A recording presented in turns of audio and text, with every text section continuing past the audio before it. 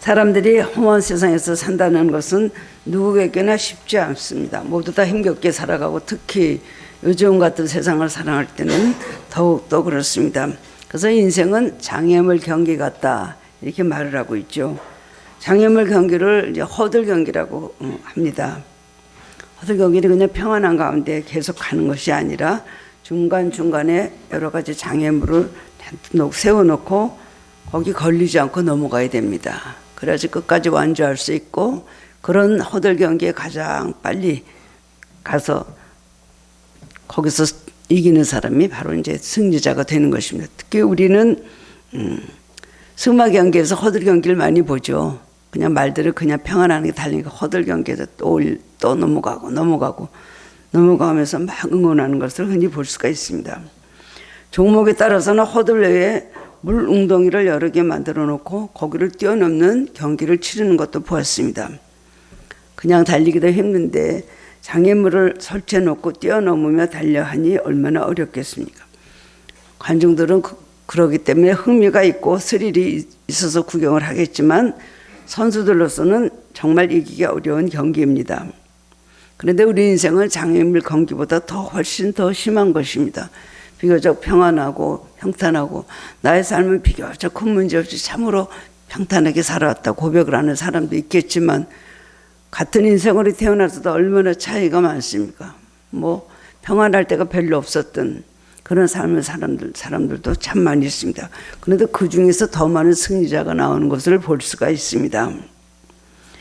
장애물 경기는 장애물을 미리 예상하고 연습을 할 수가 있습니다. 근데 인생의 장애물 경기보다도 더 어려운 것은 인생의 장애물은 언제서 어떤 일이 어떻게 튀어나올지 모르기 때문에 미리 예측할 수도 없고 연습을 할 수도 없습니다. 한 번 잘못해서 쓰러지면 그만큼 굉장히 손해를 보고 그다음에 발걸음이 늦어지기 때문에 우리는 모든 것을 잘 허들 경기 이 장애물을 뛰어넘으려면은 굉장히 연습과 훈련과 그런 마음의 각오가 많이 돼 있어야 되는 것입니다. 우리가 인생에서 승리하기 위해서는 운동선수보다 더 강인한 정신력이 필요합니다. 예전에 축구선수로 유명했던 이영표 선수 여러분 아시죠? 제가 대학 다닐 때 그 사람이 친하지는 않았습니다. 말은 못 해보고 저 사람이 이영표구나 그만 알고 있었는데 저기 경희대 앞에서 해바라기 분식점이라는 집이 있었거든요. 거기 어떻게 친구들이 거기서 예배를 드리는 날이 있다 그래서 같이 따라갔는데 주로 축구 선수들 또 그 이영표 그 선수의 작은 아버지라고 하는 삼촌하고 같이 거기서 모여서 예배를 드리는 그런 모임이 있었습니다. 근데 얼마나 신실했는지 몰라요. 이렇게 축구 선수들도 운동 선수들도 이렇게 신앙이 있는 사람들이 있구나. 굉장히 제가 희망을 가지고 또 기쁨으로 바라봤던 적이 있었습니다. 그 사람이 말하기를 축구 선수의 성공을 위한 세 가지는 기술, 체력 그리고 정신력이다. 그렇게 말했습니다. 그게 정신력이라는 것은 그냥 사람의 정신력이 아니라 신앙의 힘을 말하는 것이죠. 그 사람은 그렇게 신실한 신앙생활을 그렇게 하면서 오늘까지 참 많은 그리스도인들이 그를 보면서 참 본받을 만한 사람이라 성품도 그렇게 좋고 그런 걸 보았습니다. 우리의 삶의 실력도 중요하고 지능 지수도 필요합니다. IQ가 굉장히 필요하죠. IQ가 얼마냐. 자녀들 영재 교육 시킬 때 IQ가 얼마냐. 그거 가지고 굉장히 영재인가 아닌가를 굉장히 가름을 합니다. 그런데 그 이상으로 중요한 것은 내면의 힘입니다. 내면의 힘은 역경지수라고 하는데요. 역경지수라는 말이 있습니다. 역경지수라는 말은 폴 스폴츠 박사가 처음 사용한 용어인데 어려운 역경을 극복하고 목표를 성취하는 능력을 말하는 것입니다. IQ보다 더 중요한 것이 역경지수입니다. 그렇죠. 머리 아무리 좋으면 뭐합니까? 정신력이 하나도 없고 시력에 힘도 없으면 쓰러지고 말죠. 그 머리만 갖고 할 수가 없어요. 그런데 우리가 인생에서 모든 역경을 뛰어넘는 이 능력을 우리가 소유하면 항상 우리는 승리할 수 있습니다. 역경지수야말로 인생의 성공을 위해서 꼭 필요한 것입니다. 실제로 사람들이 살아가는 모습을 보면 머리가 좋고 재능이 많은 사람들보다 강한 정신력을 가진 사람들이 더 크게 성공하는 것을 우리가 보게 됩니다. 아무리 잘 달려도 장애물에 걸려 넘어지면 소용이 없는 것처럼 인생에서 아무리 머리가 좋고 뛰어난 면이 많아도 역경 앞에 무너지면 실패하고 마는 것입니다. 여러분도 그렇게 생각하죠? 예. 그렇기 때문에 우리는 신앙의 힘이 필요하고 항상 하나님의 도우심이 필요한 연약한 인생들입니다. 인생의 성패는 그 장애물을 잘 이기느냐 못 이기느냐에 달려 있습니다. 그러므로 높은 역경 지수는 인생의 성공을 위한 가장 중요한 필수 요소가 되는 것입니다. 하나님 그것을 우리에게 단련하시면서 그 힘을 우리에게 공급해 주시기를 원하신다고 성경에는 많이 말씀을 해주고 계십니다. 그러면 과연 어떤 사람의 역경 지수가 높을까요? 한마디로 말하면 의지가 강한 사람입니다. 그것도 주님 안에서, 신앙 안에서 의지가 강한 사람은 어떤 경우에도 실패하지 않고 승리할 수가 있습니다. 젤메교포 김정은 사장이라는 벨 연구소를 하시는 분이 신문에서 봤는데요. 수년 전에 경제 전문지 포브스가 선정한 미국 최고 갑부 400명이 포함될 정도로 성공한 분입니다. 젤메교포에서 미국 최고 갑부 400명이 들어간다니 얼마나 성공한 사람입니까? 그는 명문대를 나와서 대학 교수가 되고 벤처기업가로 명성을 떨쳤습니다. 그런데 그의 인생에는 수많은 역경이 있었습니다. 10대 청소년 때는 집안 형편이 너무 어려워서 편의점에서 밤 11시부터 아침 7시까지 일하고 등교했다고 합니다. 방과 후에는 잠시 한 2시간 정도 잤습니다. 그리고 또 공부하다가 또 편의점에 출근하는 그런 식의 생활을 했다고 합니다. 그런 남서 사람들에게 말하기를 여러분 저를 보십시오. 저 같은 사람도 해냈습니다. 여러분도 할 수 있습니다. 의지가 미래를 만듭니다. 그렇게 말을 했다고 합니다. 도전의식을 사람들에게 불어넣어 준 것입니다. 인간의 의지에는 그러나 한계가 있습니다. 아무리 강철 같은 의지를 가진 사람도 역경 앞에는 무릎을 꿇고 쓰러지는 경우가 많이 있습니다. 우습게 그냥 어떤 한 사건에 의해서 그 사람의 삶에 그냥 그대로 주저앉고 완전히 지푸라기 같이 사라지는 경우가 얼마나 많이 있습니다. 그런데 우리는 역경 지수를 높이려면 능력이 무한하시며 전능하신 하나님께 우리의 삶에 연결되어 있어야 됩니다. 그래도 요한복음 15장에 말씀하셨죠. 너희가 나를 떠나서는 아무것도 할 수 없다. 내 안에 거하라. 말씀하셨잖아요. 하나님을 의지하는 영적인 힘, 신앙의 힘이 있을 때 우리는 강한 힘을 발휘할 수가 있습니다. 본문은 이스라엘의 출애굽에서 40년 광야 생활을 마친 후에 막 가나안 땅으로 들어가려고 할 때 기록입니다. 가나안 땅의 첫째 관문은 바로 요단강이었습니다. 가나안 정복의 축복은 하나님이 이스라엘에게 허락하신 것이지만 그야말로 장애물 경기 같은 것이었습니다. 가나안 땅은 축복의 땅이었어도 초입부터 너무나 강력한 장애물에 요단강이 가로막고 있어서 들어가기가 너무 어려웠습니다. 그리고 마지막에는 또 여리고성이 또 버티고 있었잖아요. 쉬운 것이 없습니다. 하나님의 약속을 하시고 가나안 땅에 들어가게 하신다고 하고 가나안 땅의 축복을 누누이 말씀해 주셨지만은 만만하지 않았습니다. 우리도 수많은 약속을 하나님께로 받고 있는데 그 축복을 받는 것이 그렇게 쉽지가 않습니다. 끝까지 이스라엘에서 인내하며 수많은 여러 가지 모든 허들 장애물을 다 이겨냈기 때문에 약속하신 가나안을 실제적으로 정복할 수가 있었던 것입니다. 요단강은 한마디로 홍해를 가른 것 같이 거기서 요단강을 건넌다는 것은 아주 불가능한 일이었고 요단강은 불가능의 강이었습니다. 우리는 이스라엘의 요단강은 개울처럼 작아서 충분히 건널 수 있을 것이라고 생각할 수 있습니다.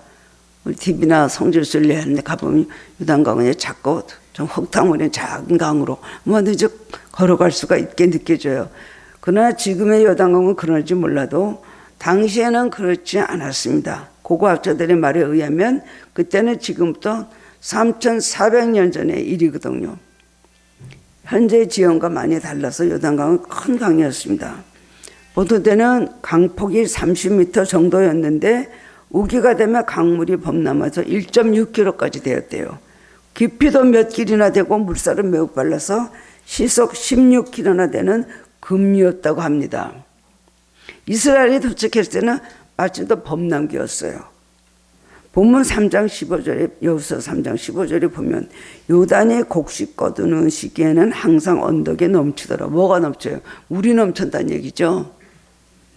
볼이 추수하는 시기는 4월 전후인데 북쪽 헤르몬산에 눈이 녹아서 흘러내리는 데다가 우기까지 겹쳐서 강물이 넘쳐 흘렀다는 것입니다. 이때 이스라엘 백성은 요단강을 건너게 된 것이에요. 이스라엘 사람들은 40년 동안 광야 생활을 했기 때문에 물만 봐도 겁이 나는 사람들인데 강물이 넘쳐 흐릅니다. 마실 물도 없어서 메마른 사막을 걸어왔는데 출렁거리는 물이 막 범람해서 흘러내리는데 얼마나 겁이 났겠습니까? 그것도 걸어서 그 요단강을 건너야 됩니다. 그들의 수는 200만 명이나 되었죠. 장정만 60만이 넘었고요. 여자들과 노인들과 아이들도 있고 가축들과 짐도 있으니 완전히 건너기엔 완전히 불가능의 강이었습니다. 어떻게 무슨 수로 건넙니까? 그 앞에서 그들의 심령은 아주 불안과 두려움으로 가득 찼을 것입니다. 눈앞에 축복의 땅 가나안이 있지만 건널 수가 없습니다. 바로 보이는 거기가 가나안 땅인데 그 강을 건널 수가 없는 거예요. 우리나라도 임진강에 가서 보면 이렇게 강 건너 어떤 분은 자기가 살던 집이 거기 있다 그래요. 그리고 막 우는 걸 봤습니다. 그런데도 못 건너가잖아요. 강은 건너라고 있는 것입니다, 여러분. 불가능의 강을 우리는 건너야 됩니다. 그런데 성경은 이스라엘이 그 불가능의 강을 넉넉히 건넜다고 오늘 증명하고 있습니다. 이것은 정말 놀라운 기적이라고 할 수가 있습니다. 그들은 불가능의 강을 한마디로 신앙의 힘, 하나님의 약속을 믿는 신앙의 힘 하나로 건넜던 것입니다. 우리도 이스라엘처럼 신앙의 힘을 가지면 인생의 앞길을 가로막는 수많은 장애물을 이길 수가 있습니다. 이걸 믿는 믿음을 가져야 되고 입으로만 믿습니다 할 것이 아니라 실제적으로 우리 앞에 장애물이 나타나고 불가능의 강인 이 요단강이 나타났을 때 그것을 실제적으로 뛰어넘을 수 있는 믿음을 가져야 됩니다. 믿음이란 건 능력입니다. 입으로 믿습니다 해서 되는 것 아닙니다. 마음으로 그것을 인정한다 그래서 실제적으로 믿음의 능력을 발휘하는 것은 아닙니다. 실생활 속에서 이 믿음을 가지고 이 불가능의 강을 뛰어넘냐, 실제적으로 그것이 증명이 되어야 되는 것입니다. 신앙의 힘은 어떤 것일까요? 오늘 말씀 중에서 인생의 장애물을 이기고 승리하는 비결을 깨닫고 함께 은혜를 나누기를 원합니다. 첫 번째로는 비결이 뭘까요? 하나님을 바라보고 소망을 가지는 것입니다. 절대 소망이 신앙입니다. 낙심하면 아무것도 못합니다. 낙심해 보세요. 한 발자국도 못 가요. 그래서 에베소서 6장에 하나님의 전신갑주 말씀하는 평안의 복음의 신발을 신으라 그랬어요. 평안의 복음에 위배한 것을 신을 신으라. 복음은 우리에게 평안을 주시는 겁니다. 내가 절망하고 낙심하고 환경이 나쁘든 괜찮든 간에 절망하고 우리가 낙심하면 한 발도 갈 수가 없습니다. 주저앉고 마는 거예요. 우리는 절대 소망의 신앙을 가질 때 불가능의 강을 건널 수가 있는 것입니다. 여호수아 이스라엘 백성 앞에 펼쳐져 있는 것은 출렁거리는 요단 강물이었습니다. 그들이 눈앞의 현실만 보면 당연히 낙심하고 절망할 수밖에 없죠. 저걸 어떻게 건너? 무슨 수로 건너? 우리가 한강을 우리가 몸으로 그냥 건너갈 수가 있습니까?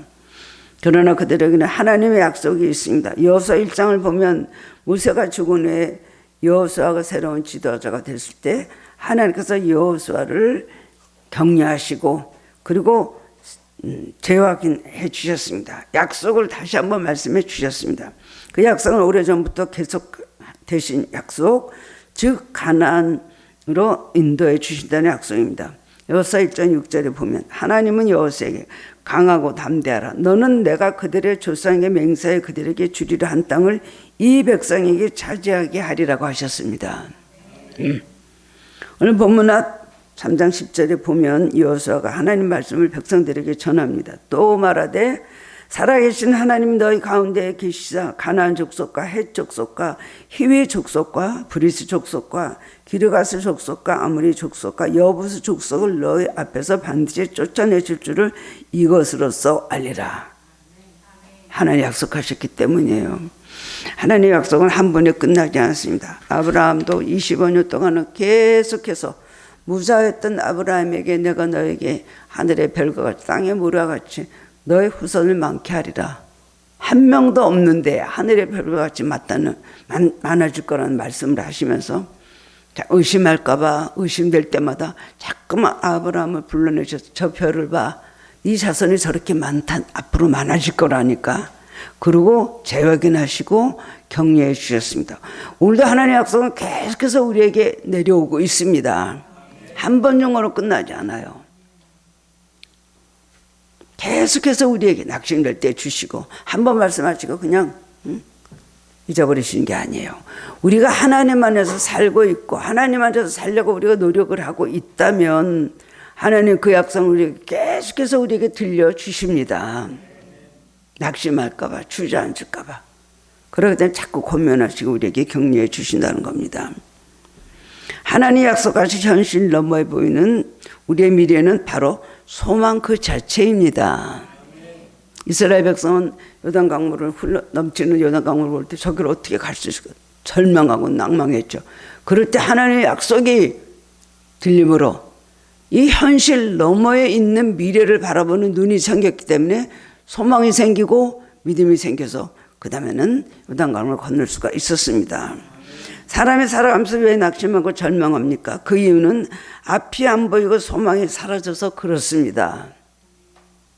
현실을 보는 건 괜찮아요. 현실을 보고 내가 낙심하고 좌절하고 현실 앞에 현실이 밥이 돼서 현실이 나를 삼키게 되면은 완전히 절망하게 되는 것입니다.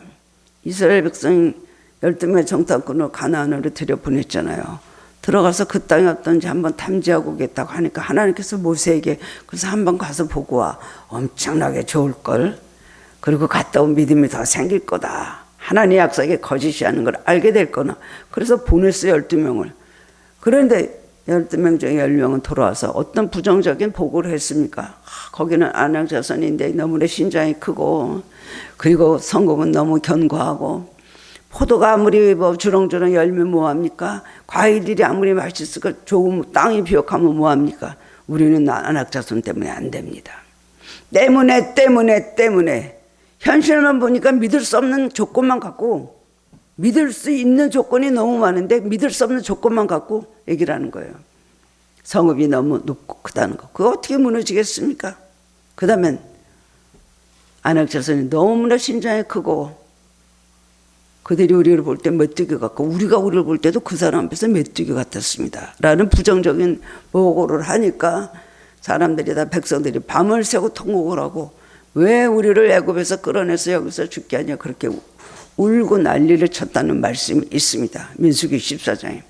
그럴 때 그런 부정적인 걸 보지 않고 긍정적인 것만 보고 하나님의 약속을 믿고 미래에 대한 소망을 가졌던 여호수아 갈렙은 하나님 칭찬을 받고 결국 가나안으로 들어갈 수 있었다는 말씀이 성경에 기록되어 있습니다. 앞을 내다볼 때 여러분 소망을 가지고 하나님의 약속을 믿고 소망을 가지고 바라보시기 바랍니다. 현실을 보면 주저앉을 수밖에 없어요. 뭐가 믿어집니까? 현실에서 나오는 광선은 뭐예요? 현실에서 나오는 광채는 뭐죠? 절망이에요. 불신이에요. 그렇기 때문에 우리는 믿음을 가지면 소망이 생기고 그 다음엔 또 이 모든 어려운 현실을 버틸 수 이길 수 있는 힘이 믿음에서 나오는 것입니다. 사람은 먼저 마음속에 이런 것들이 현실에 방향되고 그 다음은 그대로 이루어집니다. 마음을 다스리는 게 제일 중요한 것입니다. 잠언 4장 23절에 보면 모든 지킬 만한 것 중에 더욱 내 마음을 지키라 생명의 근원이 이에서 남이니라.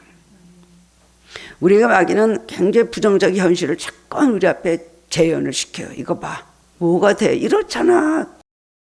아니잖아. 자꾸 나서 그러죠. 그 다음에 정말 마귀가 공격을 하는 건 뭡니까? 초점을 맞추는 건 우리의 마음입니다. 현실을 통해서 우리가 흔들리느냐, 낙심하느냐, 절망하느냐, 아니면 그 현실을 보고도 끄떡도 하지 않느냐, 이것이 중요하잖아요. 마귀는 결국 현실을 우리에게 주면서 우리가 어떻게 하나 두고 보고 있습니다. 역시 넌 넘어가는구나. 역시 너는 그러는구나. 마귀가 우리를 공략하는 것은 우리의 마음인 것입니다. 그렇기 때문에 인생의 성패는 우리 마음의 심리전에서 나온다고 할 수가 있습니다. 현실을 바라보는 내 마음속의 싸움에서 내가 승리하면 현실에서도 승리하는 것이고, 그 싸움에서 실패하면 현실에서도 실패하는 것입니다. 모든 결과가 우리 마음에 달려 있습니다. 그런데 인간의 마음은 연약하고 쉬이 흔들려고 한계가 있기 때문에 하나님께 소망을 두어야 무너지지 않는 것입니다. 마음이 흔들리는 거 하나님께서 얼마나 많이 책망을 하셨어요. 성경에 보면 예수님도 오셔서 많이 하신 말씀에 왜 의심하였느냐? 믿음이 없는 자요. 이 시대에 내가 믿는 자를 보겠느냐? 말씀을 하신 적이 여러 번 있었어요. 중요한 것은 우리 마음의 믿음입니다. 현실이 어떤 것이 우리가 보이는 어떤 탑들, 놓여져 있는 무슨 돌탑들, 이런 것이 문제가 되지는 않은 것입니다. 성경에 등장하는 인물 가운데 사도 바울만큼 고난을 당한 사람이 없었습니다. 그는 복음 전파를 위해서 세계 여러 곳을 다닐 때마다 온갖 핍박과 환난을 당했습니다. 그래도 승리할 수 있었던 비결은 세계를 향해 불타는 소망을 가지고는 낙심하지 않았기 때문입니다.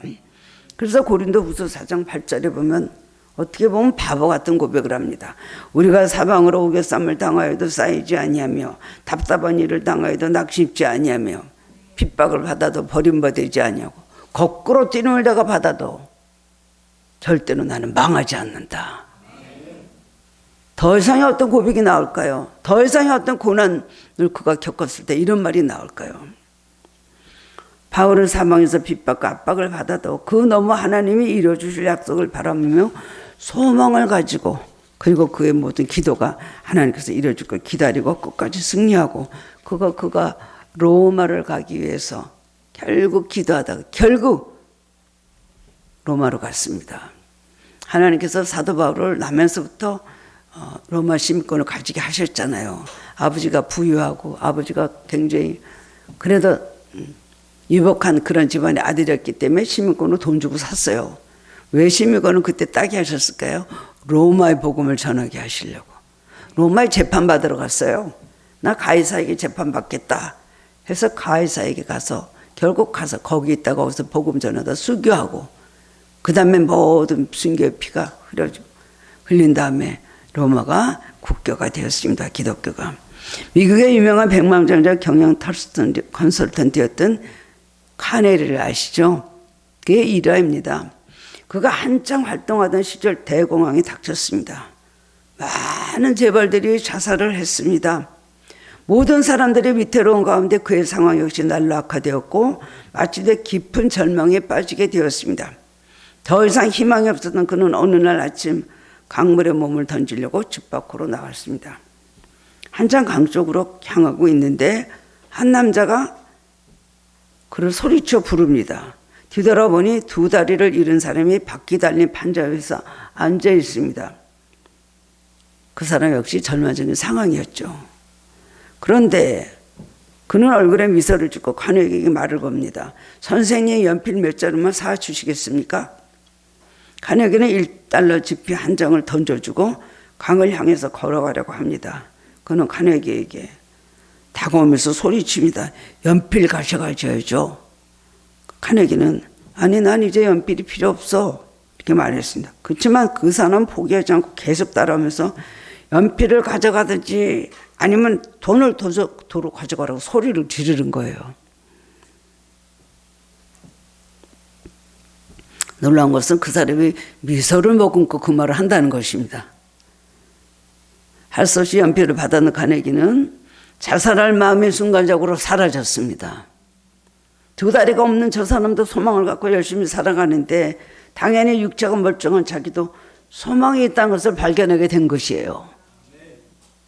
그래서 그는 열심히 노력해서 그 다음에 대부호가 되었습니다. 만약 그때 카네기가 절망하고 그대로 무너졌다면 성공한 그 유명한 카네기는 없었을 것이고, 그렇게 많은 선한 일을 많이 한 카네기는 존재하지 않았을 것입니다. 이와 같이 우리의 마음이 어느 쪽인가, 그것이 우리의 인생을 어느 쪽으로 될 것인가를 좌우하는 것입니다.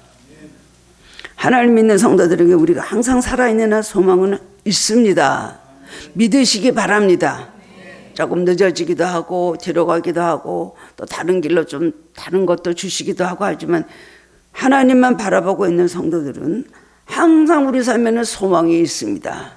그 사랑을 믿고 하나님의 선하심을 더욱더 우리가 믿을 때에 하나님의 그 믿음 따라 더 좋은 것을 주십니다.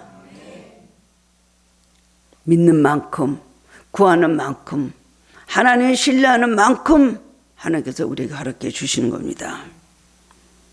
현실 상황을 보면 요단강 앞에서는 이스라엘 백성같이 막막하지만 하나님 약속하신 미래를 바라보면 우리 마음의 소망이 솟아오릅니다. 정말 큰 장애는 우리 눈앞에 버티고 있는 장애물이 아니고 내 마음속의 장애입니다. 그러므로 어떤 현실 앞에서도 마음으로 포기하지 말고 하나님을 바라보며 절대 소망을 품으시기를 바랍니다. 제일 중요합니다. 우리에게 세 가지가 꼭 있을 것인데 뭐죠? 믿음, 소망, 사랑. 이것은 항상 있어야 된다 그랬어요. 믿음이 있다고 하면서 소망이 없으면 그건 믿음 아닙니다. 믿음이 있다면서 사랑이 없으면 그건 믿음 아닙니다. 포기는요, 배추 세는 단위이죠. 한 포기, 두 포기. 그러니까 포기라는 말은 김장 때 배추 셀 때나 쓰시기를 바랍니다. 올라가질 나무는 쳐다보지도 말라는 속담이 있지만 사실은 올라가지 못할 나무는 사다리를 놓고 올라가라 하는 생각을 가지고 소망의 사다리, 믿음의 사다리, 기도의 사다리를 놓고 올라가면 됩니다.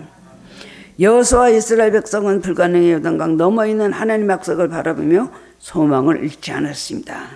그래서 가나안 땅을 차지할 수 있었습니다. 약속을 믿으면 소망이 생깁니다. 소망을 가지면 그 다음에는 앞으로 나아갈 수가 있습니다. 소망이 차로 말하면은요, 기름이에요, 기름. 어디든지 소망이 있어요. 원동력끼리 힘이 있기 때문에 나아갈 수가 있는 것입니다. 두 번째로 필요한 것은 하나님을 신뢰하는 것입니다. 그들이 요단강을 건널 수 있는 신앙의 힘은 절대 신뢰. 아까는 뭐죠? 절대 소망, 절대 신뢰. 하나님이 나와 함께 해주고 책임져 주실 것을 의심 없이 믿는 믿음에서 나온 것입니다. 여호수아 3장 10절에 보면 또 말하되 살아계신 하나님이 너희 가운데 계시사라고 했습니다. 여호수아는 하나님이 함께 하심을 스스로 확신하고 또 백성들에게 구체적으로 하나님이 함께 하심을 확인해 주었습니다. 여호수아 3장 11절에 보면 보라 온 땅의 주의 언약궤가 너희 앞에서 요단을 건너가느니 라고 하면서 하나님의 언약궤가 앞서서 행하면 반드시 요단을 건널 거라고 격려를 했습니다. 언약궤는 성막의 지성소에 안치되는 직사각형 모양의 상자입니다. 언약궤는 뭐죠? 하나님께서 함께해 주신다는 하나님의 임재를 말하는 것입니다. 그 언약궤 앞에서 대제사장이 1년에 한 번 들어갔는데 거기서 내가 너 만나고 내가 너 말한다 그러셨거든요. 임마누엘입니다. 전능하신 하나님이 함께해 주심으로 두려울 것이 없다는 것입니다. 옛날에는 불빛이 없는 길을 갈 때 얼마나 무서웠습니까? 웬 또 그렇게 도깨비에게는 만났는지 몰라요. 깜깜할 때 지금은 뭐 불빛이 환하지만 그때는 얼마나 깜깜했습니까? 그럼 뭐 심부름 갔다 오다 늦어지고 그러면 굉장히 오면서 무서워했어요.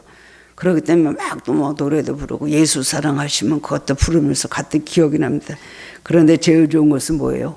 혼자 가는 길이 아니라 엄마 아빠 함께 가는 길이고 그럴 때는 걱정이 없었습니다.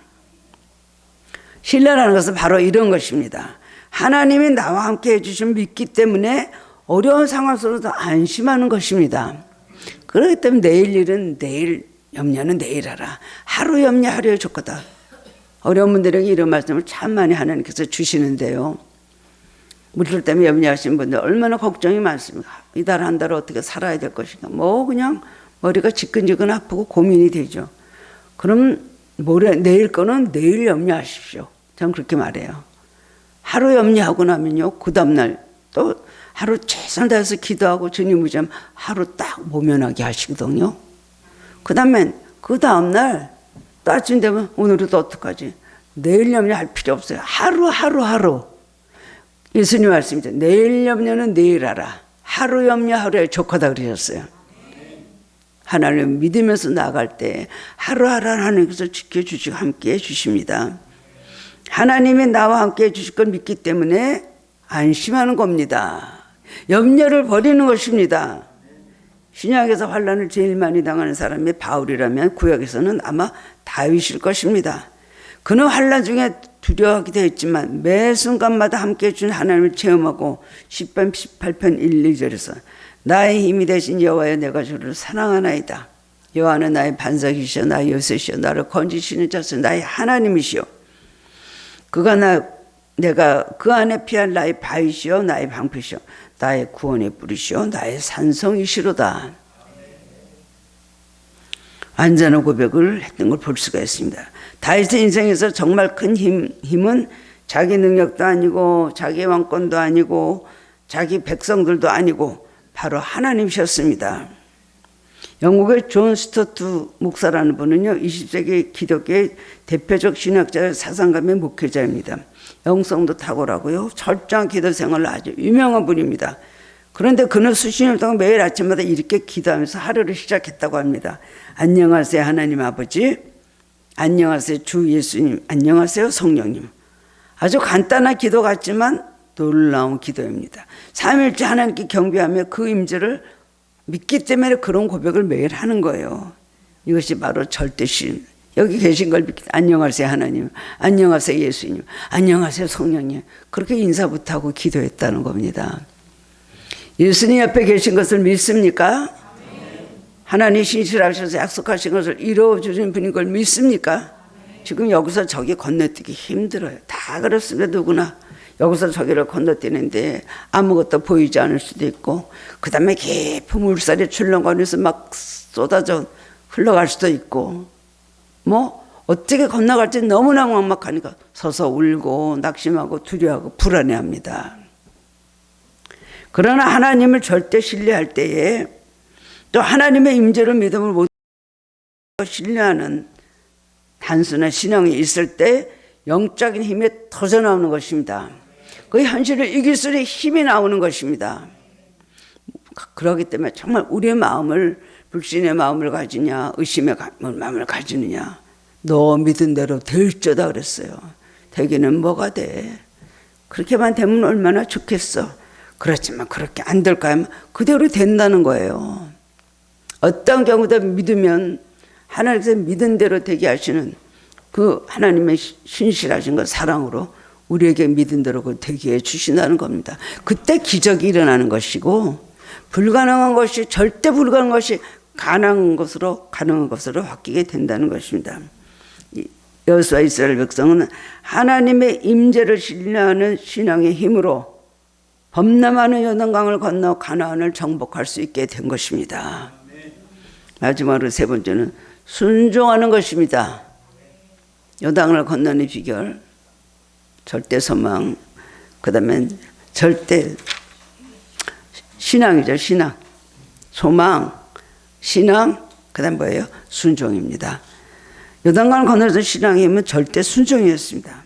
그들이 소망과 신뢰의 신앙을 갖고 있다 할지라도 실제로 요단강을 건너가지 않으면 소용이 없죠. 순종은 요단강을 건넌 사건의 완성편입니다. 우리가 천국은 어떻게 갑니까? 믿음으로 가죠. 우리 성경이 말해서 요단은 뭘 말합니까? 순종을 말하는 것이고 축복을 말하는 것입니다. 그렇기 때문에 믿음으로 천국은 가지만 요단에 발을 넣을 때 우리는 축복을 받습니다. 그래서 요단에 발을 넣으라는 건 현실에서 축복받으라는 거예요. 여호수아 3장 8절에 보면 여호수아는 연합궤를 맨 제사장들에게 하나님 말씀대로 너희가 요단강 물가에 이르거든 요단에 들어서라고 했습니다. 강물이 줄어들지 않았지만 그 물에 믿음으로 언약궤를 메고 들어가라고 명령한 것입니다. 우리라면 그 말에 순종했을까요? 못했겠죠. 뭐 혹시 가장이 한번 가볼까 하면 뒤에서 가지 말아요 죽어요. 아마 아내들이 이렇게 옷자를 잡아 당겨주고 애들은 엄마 무서워 죽는 거 아니야?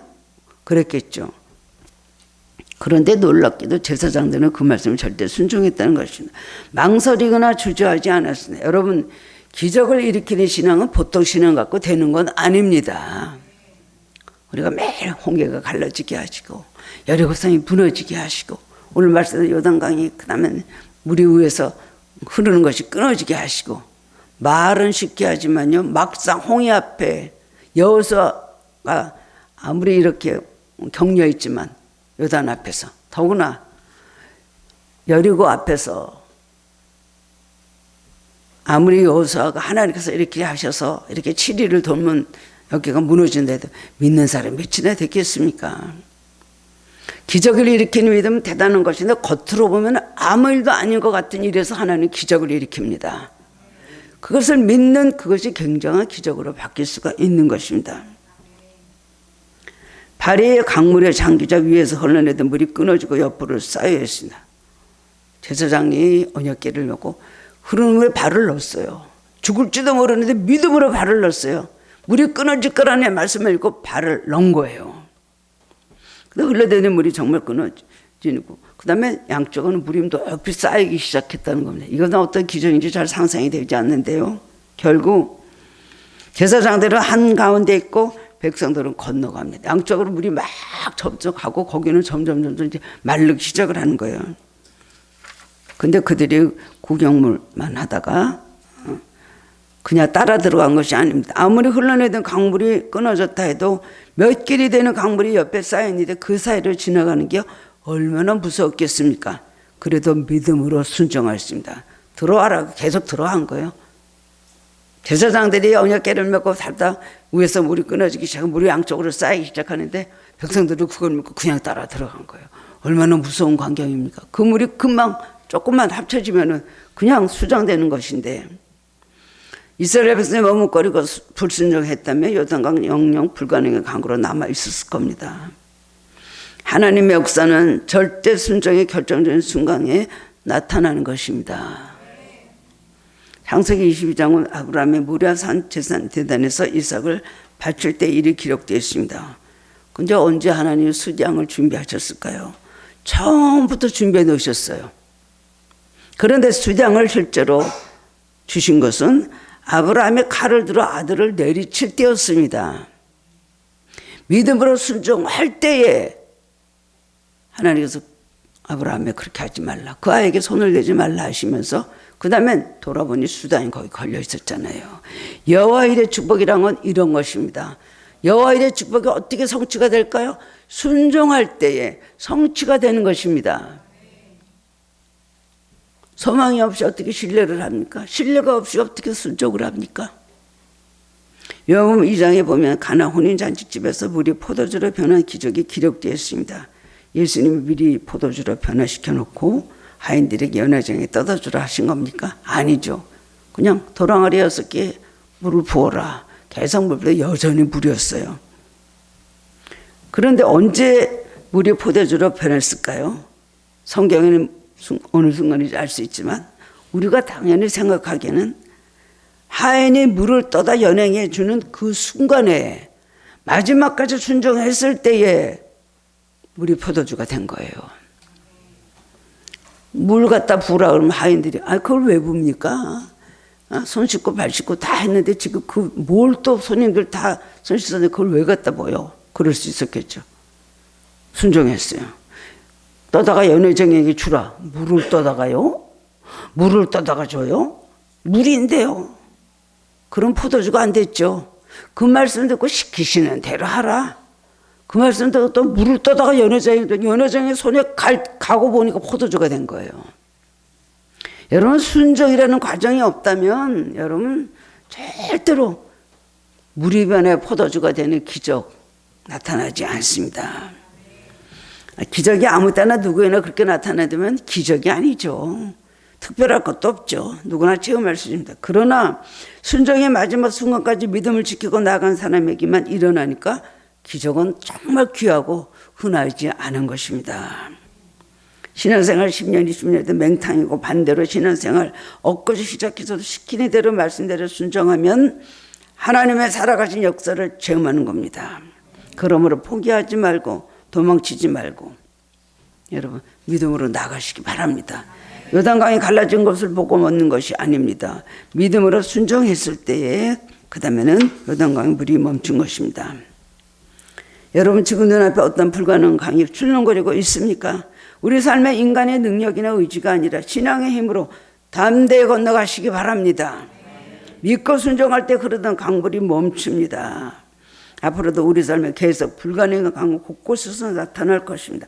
그러나 절대 소망, 절대 신뢰, 절대 순종의 믿음으로 나아갈 때 하나님께서 준비해 놓으신 가나안의 축복을 받을 수가 있습니다. 그런 성도님들 되시기를 주님의 이름으로 축원합니다.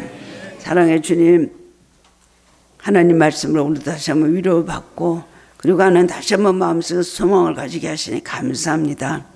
우리는 정말 요단 강 같은 불가능의 강이 우리 삶에 도처에서 우리를 가로막고 아버지 하나님 흘러내릴 물이 범람할 정도로 우리를 위협하고 있습니다.